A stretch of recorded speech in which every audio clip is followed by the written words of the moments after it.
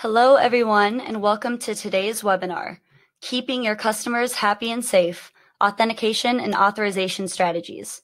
My name is Brooke Roberts. I'm part of the marketing team here at iovation, a TransUnion company. Today's webinar will be presented by Scott Olson, VP of Product Marketing at iovation, a TransUnion company. Let's begin. Thanks, Brooke. Thanks, everyone. Really excited to be here. As Brooke mentioned, my name is Scott Olson. I'm Vice President of Product Marketing at iovation, a TransUnion company. And today I'm really going to be talking about authentication strategies and how you protect your customer accounts, as well as authorization strategies to really try to secure risky transactions.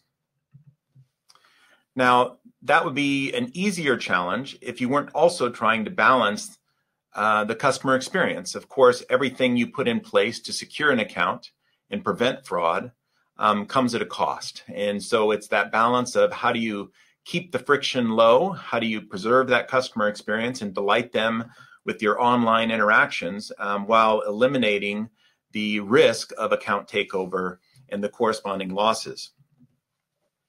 Now, I've actually spoken about this topic at numerous events, and it's always a hot topic today.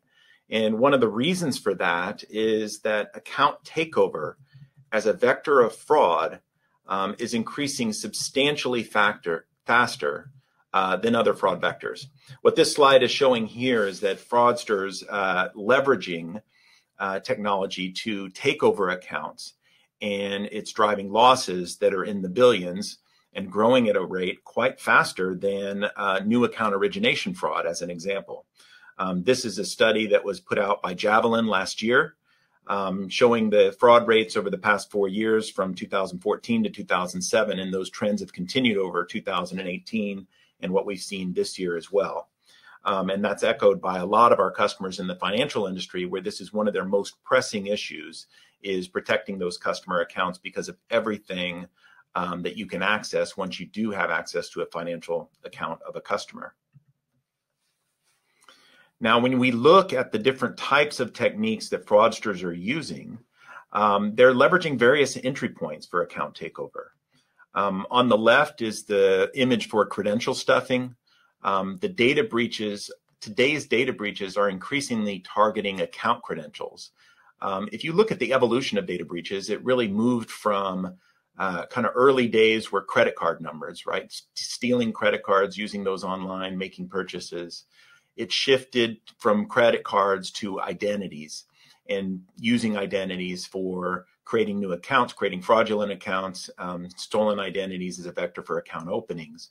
And then more recently, account credentials have become the prime target. So once you have compromised a database of combinations of user IDs and passwords, the challenge is not only does it compromise those existing accounts that those relate to, but they compromise other accounts at other sites.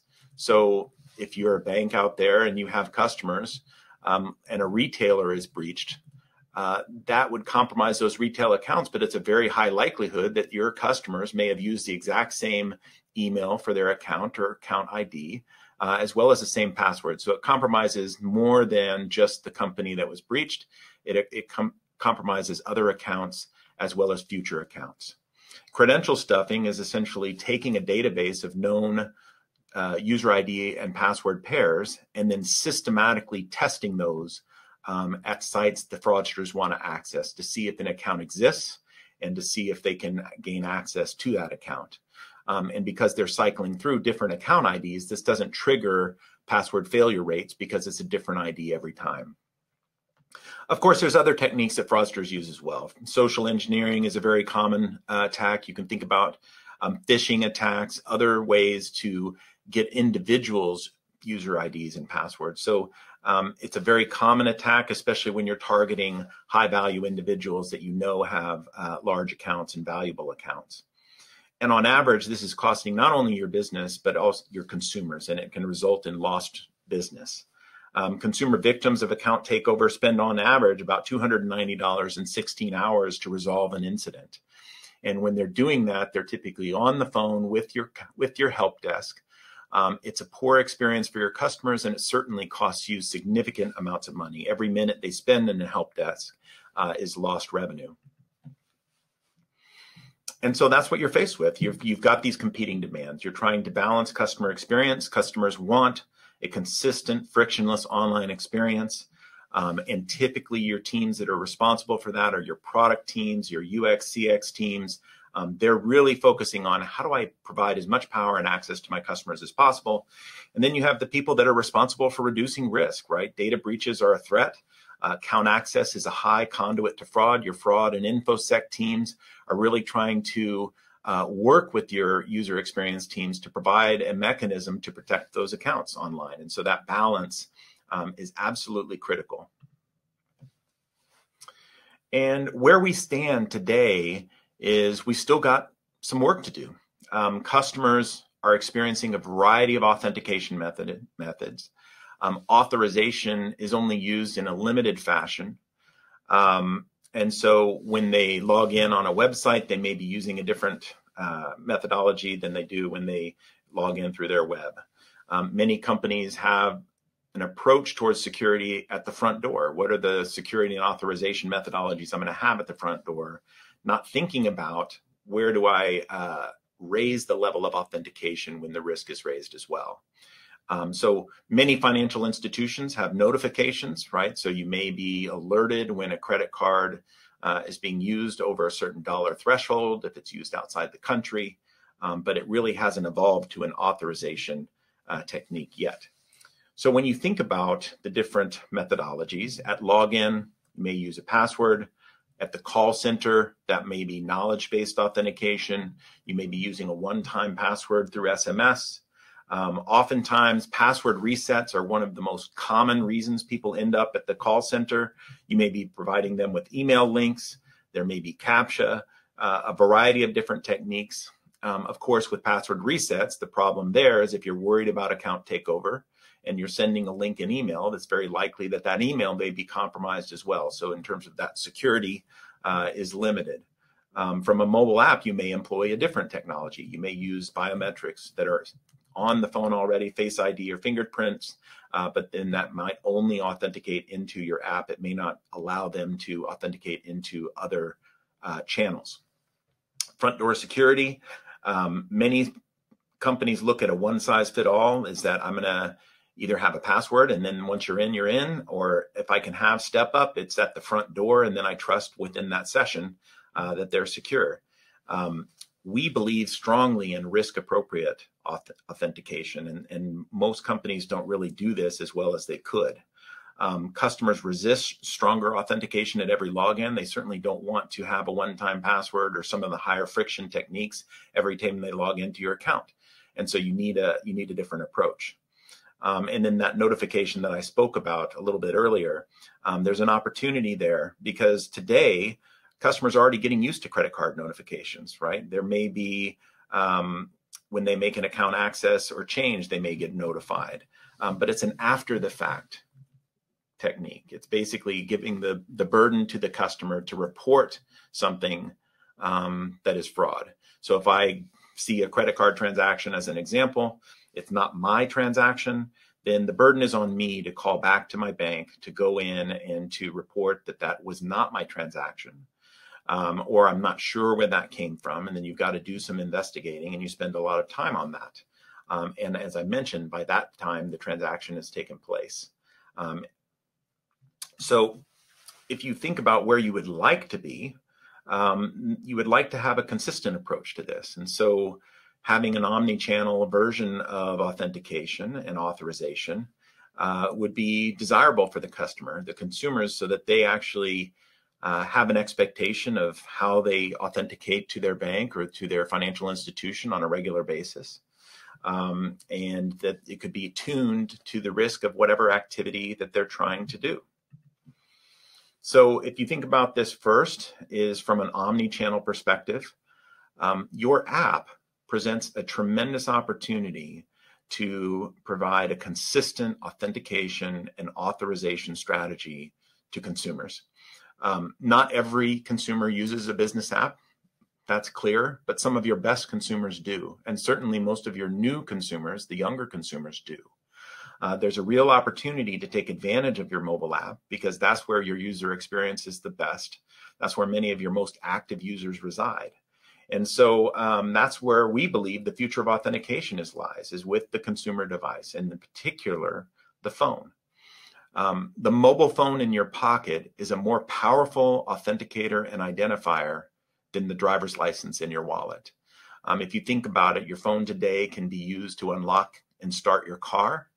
It can be used to pay for a good. It can be used in a variety of methodologies to prove who you are, as well as do a transaction that you would like to achieve. So that mobile app is a great avenue for strong authentication and authorization. From a front door perspective at login, the more frictionless you make it, the better. And this is where you can have that front door security that leverages knowledge of the devices that your consumers use. So you're getting a transparent and visible second factor of authentication, so that as they enter in their password, you're also doing a check to see if they're logging in from the same device that you know is authorized for that account. You can either augment passwords so that you have two factors, which is the possession factor of their device as well as the knowledge factor of their password. Or in some cases, many companies are even replacing passwords for a premium experience for their customer, so that if they're coming from their laptop or their phone that they get right into their account because they haven't done anything that's higher risk yet. And then you can apply those fraud checks, those stronger authentication points, as the risk escalates based on what they're trying to do. If you do this properly, the other thing that you can accomplish that's a high value to business that we're speaking to many companies about is avoiding call center interactions altogether. When you have high risk activities, that's where your customers land. And most often, the reason that they're at the call center is they need to validate who they are and approve some kind of transaction that they want to accomplish. So if you have strong authorization strategy that takes advantage of the mobile app on your customers' phones, you can approve high-risk activities, you can avoid the call center. This also provides you a mechanism to reduce friendly fraud. If you take a look at credit card chargebacks, actually a high majority of chargebacks are friendly fraud. When you use an authentication technique to approve a transaction, whether it's a purchase, whether it's a wire transfer, whatever that might be, it also comes with non-repudiation. In other words, you've got a permanent, strong record of the customer approval of that transaction. And that can be used to address any kind of friendly fraud concerns after the fact. The other piece of this is, unlike a notification, that's an after the fact capability, authorization allows customers to proactively protect their account. Instead of seeing a purchase was made on my account that I didn't allow and then having to go and resolve that, I can get a real-time notification of the request for an authorization of that purchase or that wire transfer. And then I can approve it, or I can deny that and provide context of why I'm denying it. I didn't mean to make that purchase, or perhaps that wasn't me, that's fraud. So it gives the business more context, it gives the customers a better experience, and it's certainly more proactive. And that's where we believe that if you're looking at an authorization strategy, is fraud and authentication technologies work together. They come together to provide appropriate authorization based on the transaction risk. I talk about risk appropriate authentication all the time. You don't want to use the same technique for every transaction that you have with a customer because they don't all carry the same risk. So I'm going to talk a little bit about two different kinds of technologies, and then I'm actually going to move into a quick demo of some of the technology that we have that we're using with financial institutions to protect customer accounts. So the first thing I'm going to talk about is device-based authentication. And this is what we actually employ significantly at Login. And the context here is that it's invisible to the consumer. And it provides you with a mechanism of pairing approved devices with your customer accounts. And so that you have a strong identification of those devices, and that when they log in from those devices in the future, you can feel confident that that is the individual. It provides you a good, strong context of that individual account holder. It can be coupled with passwords for a two-factor experience, or it can be completely separate in your primary authentication methodology into that account. And the way that we do that is that we have a device-based authentication solution that employs strong device recognition independent of cookies. And it gives you context around the geolocation that the consumer is coming from, IP address, and if there's risk with that IP address, or if they're coming through an anonymizing proxy. We look for things like evasion detections. Are they trying to emulate a mobile device, as an example? Are they doing things to hide their activity or hide the profile of their device? We can look at the attributes of the device itself. For example, on mobile devices, was it jailbroken or rooted? And this is something that is typically employed at login, as I mentioned. And from our experience, what you find is that over about a 3-month period of pairing those devices with your account, you reach a steady state of somewhere about 80 to 85% of the transactions that come into your site come from known devices, approved, authorized devices from your consumers. And then you can actually tailor your stronger authentication methodologies for a subset of that, where you say, look, if this is a new device or there's some kind of device risk, that 15% of the time I may employ a stronger authentication methodology, but not 100% of the times. And that's really where multi-factor authentication comes in. This is where you want a mechanism to provide stronger authentication where appropriate. The authentication that I'm going to be showing you here in just a minute is something that is built into your mobile app. It could be a standalone app. But essentially, it's a white label SDK that goes directly into mobile applications. And it can increase the security as well as increasing the experience that the customer has. One of the first things that's the value of that is that it's not only to authenticate into the app itself. This can be used when they're authenticating into the web. You can even use the fact and the knowledge that the customer has signed up for this to improve and streamline their experience through the call center. It allows you to authorize risky transactions. And of course, it builds value in your app. It gets people more in your app and using your app more frequently, which is typically one of the more high value channels that financial institutions have. And this on the right, I'm actually going to show some of these, but these are just some of the techniques that you would want built into your authentication capabilities. You'd want it to take into account, is this a device that I know and trust that I've seen before with this account? Does it take advantage of biometrics like fingerprint readers or facial scans? Does it have a concept of geofencing? Does it allow you or your customers to define what are appropriate places to access their account? Circle code, the PIN code are just simple knowledge-based factors. Do you want to have them that's something more direct through their app that they can input? And then, of course, wearables. You can, in today's environment, you can provide a lot of options to your consumers around. Do you want to check to see that they have their Apple Watch on? Do you want to look for another kind of Bluetooth device that they always have with them when they're authenticating into their account? Those are the types of things that you can enable with a good multi-factor mobile app-based solution. And when you think about this, what this slide is, it can look a little bit busy, but what you really want to take away from this is that strong authentication can help you at every interaction point you have with your consumer. And it can begin at account creation. The critical business issues with originations are, if it's too complicated, you can have abandonment problems. There may be synthetic identity problems and third-party fraud. Certainly, online fraud detection is kind of the anchor of opening accounts. But at that point, you can actually initially pair the customer device with the account that they just opened. So you can see when they come back to log in for the first time, hey, is that the device that was the same device that opened the account? At login, high friction is a real problem, right? Forgotten credentials, password resets are the bane of call centers. This costs a lot of money and it's a terrible experience for the customer. So at that point, you want to leverage the device that they use. That device-based authentication can quickly get them in.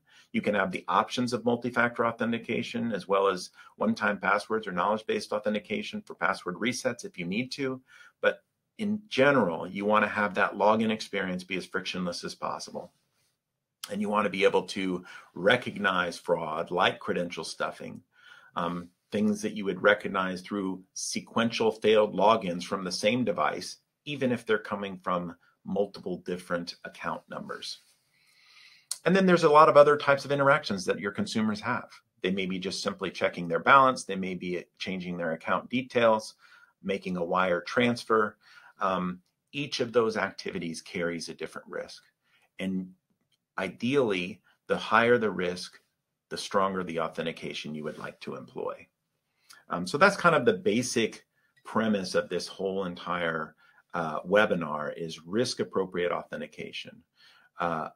Focus on providing the best experience possible, especially when your customers are executing a low-risk activity. So at this point, I'm actually going to switch over to a demo really quick. So give me 1 minute here while I set this up. And so what I'm actually doing right now is I'm bringing up my own phone. I'm mirroring this on this device. That's what you're seeing actively right now. And I'm going to show you the experience of how you can use mobile app authentication for both an authentication experience that's superior, as well as an authorization experience that's superior. So what I've got here, what you see in the top left of my screen is the iovation bank app that we're going to use to demonstrate this capability. So I just go into that really quick, and I'm going to show you the onboarding. I'm going to show you an example of onboarding a brand new device. So to do that, what I have is I have a setup. I just simply click on that setup, and I'll show the reader here really quick. And on the website, I just click Get Started. So it presents a simple QR code. I go there, I read that code, and now I've set my device name and I've set up my account. At that point, I send a test to my phone. When that test is received, this is one of the authentication examples that is a possession factor test. It's seeing if I have my phone, I simply swipe up with that check, and now I'm into my account. I've actually authenticated properly. So at that point, what I'm going to do is I'm going to show you how you can use this to authenticate into an account as well as manage that account. So I'm going to log out really quick. And the first example that I'm going to show you is a password-free example. So if you want to use the device as your primary authentication methodology, you can absolutely do this. This would be the most streamlined experience for the consumer because they don't have to remember passwords that are notoriously insecure. So at this point, I'm going to go to the login, in this case, a fictitious name, Orange. I'm going to go ahead and click Next. And at that point, it would send me a push notification. If I wasn't in my app, I would have just received that simple push notification. And again, I just simply swipe up to acknowledge that that was me, and then I go directly into my account. Now, under the covers, you can also have a device-based authentication check at that exact same point. And if you're comfortable with that, if you have a known device, a customer coming from a known device, and they're just coming in to check their balance real quick, you may want to allow them in even without that additional step up. That's something completely up to you in terms of what level of security is appropriate at that front door. So this might have been an example where I was logging in from a brand new computer, a computer you've never seen before, and then I'm using the phone to authenticate that individual and then pair that device for future use. So what I'm going to show you next is I'm going to actually go to execute a sample wire transfer. And in this case, I'm going to choose a past recipient to receive this, Angela, to receive this wire transfer. I'm going to be sending Angela $10,000. And I'm going to go ahead and initiate this transfer. And I'm going to show you something unique about the technology that we have in the solution called LaunchKey. Now, you can have this to where it's just a single user authentication, where in this case, me, Scott Olson, I'm initiating the transfer, and I need to approve that transfer going out. We also have multi-party authentication. So where you could have authentication of both the sender and the recipient, or it could be a married couple where both partners have to approve a transaction. It could be a parent to a child, or it could be in a business account where a CFO has to approve any type of transactions that are over a certain dollar amount. Let's just say it's anything over $5,000, you want your CFO to approve. You can enable that with this so that the approving authority of the initial wire transfer initiates it, then both parties approve it to actually execute the transaction. So in this case, I initiate the transaction. What I'm showing you here is on my part, well, before I do that, I'm going to check the details, because this is an authorization capability, not an authentication. So with authorization, you can actually send your customers the details of what they're about to execute. In this case, Iovation Bank has an authorization request to transfer $10,000 to Angela. Is that okay? It is. I want to send her money. I go ahead and approve that process. You can see that I had a check that approved that wire transfer, and then the recipient approved that as well. Now, of course, that method that was typically quicker than what you might see. But in this case, you could have this be the joint business owners, a married couple, a parent-child. There's a lot of different avenues of when you might be able to execute that. So I'm going to show you another capability here. And this is, I was showing you the most streamlined experience, but I want to show you some of the additional capabilities of our solution for some of the other authentication methodologies. So what I'm going to do first is show you from the administrator's perspective how you may be able to add additional requirements for authentication and authorization. In this case, what I want is I want to use the password field. So I don't want them to not provide a password. I want the password provided. The additional thing is I want additional security factors. I don't want just a possession factor, which they acknowledge through a swipe. I actually want to include some very specific types of authentication. In this case, I want them to have a knowledge-based factor of authentication and an inherence-based factor. Inherence is simply biometrics, something that you are. I'm going to go ahead and update and close that with those new requirements. Now, in the enrollment process for a consumer, then I need to select my authentication methodologies. In this case, I simply come into my app and I select which type of authentication capabilities would I want. Now, you as the financial institution would have complete control over which types of options you want to present to your customers. I'm going to show two today. I'm going to show a simple PIN, and in this case, I'm going to select 1111 as my password. That's a simple PIN code that is now added to my account, and when I authenticate, I need to provide that PIN code.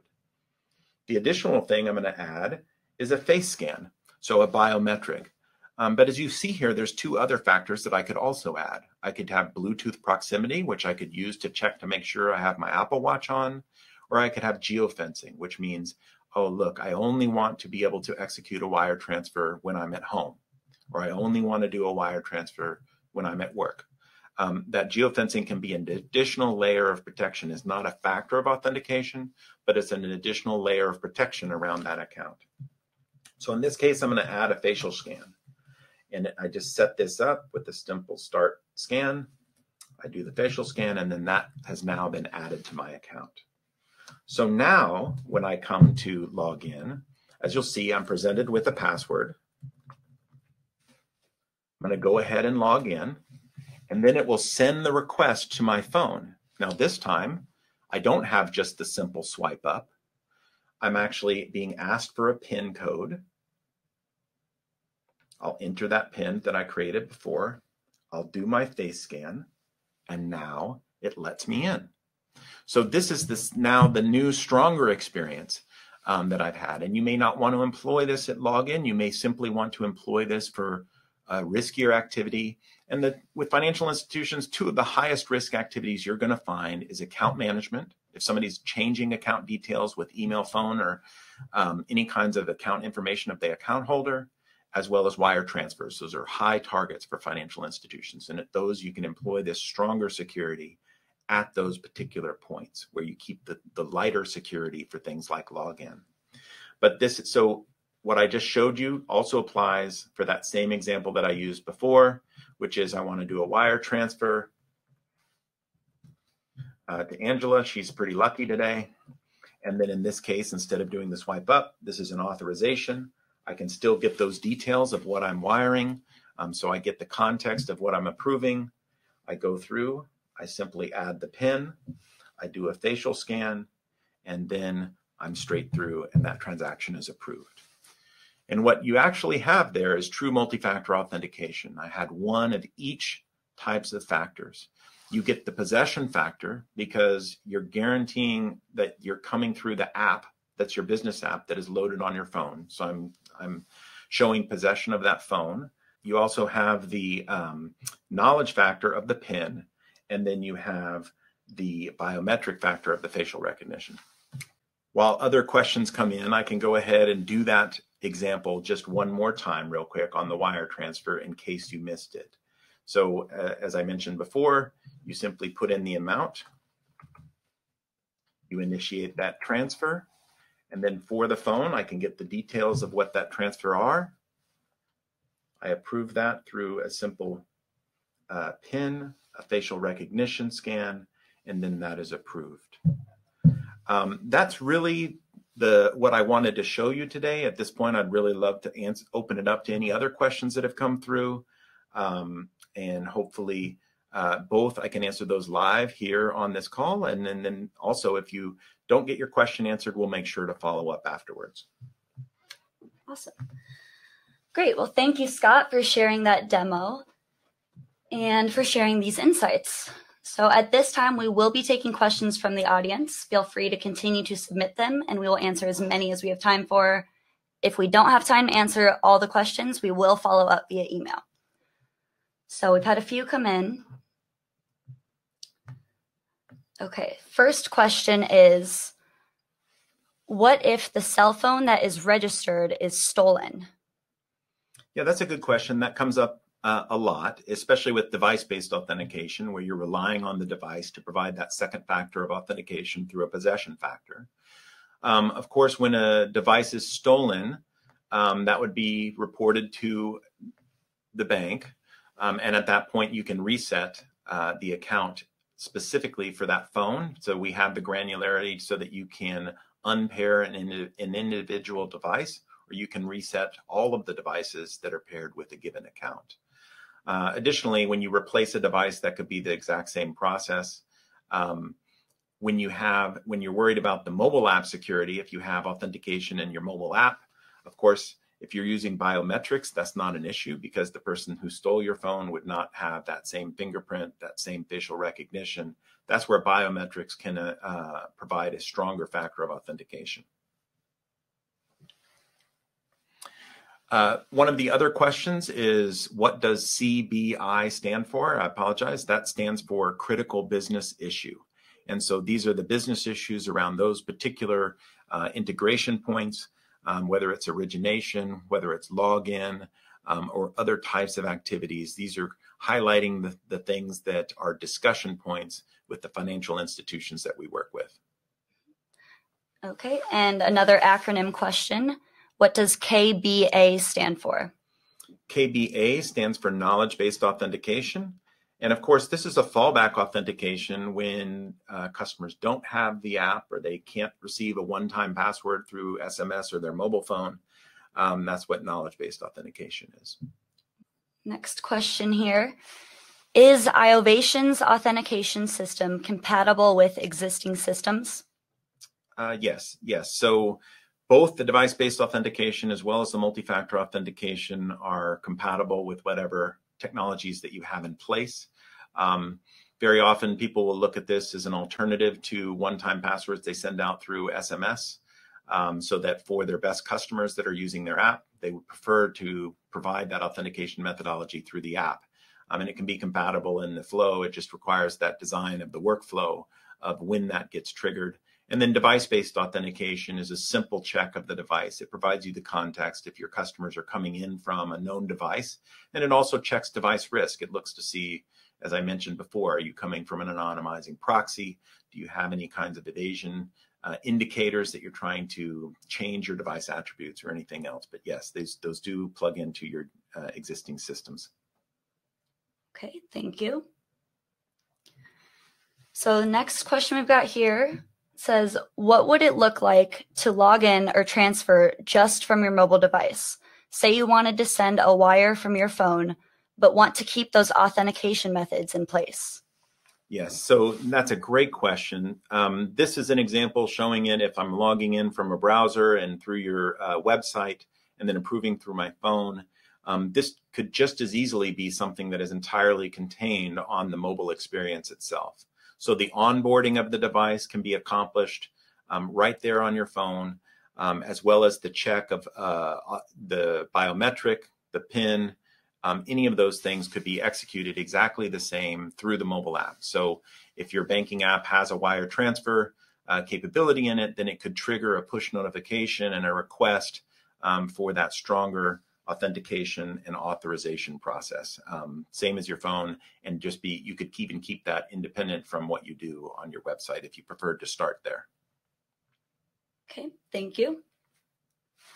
Okay, we'll do another question here. It says, for the facial recognition authorization, which entities are storing copies of biometric info? Is that biometric data subject to hacking? I love this question. It's a great question because it's actually a differentiator in the launch key capabilities that we have.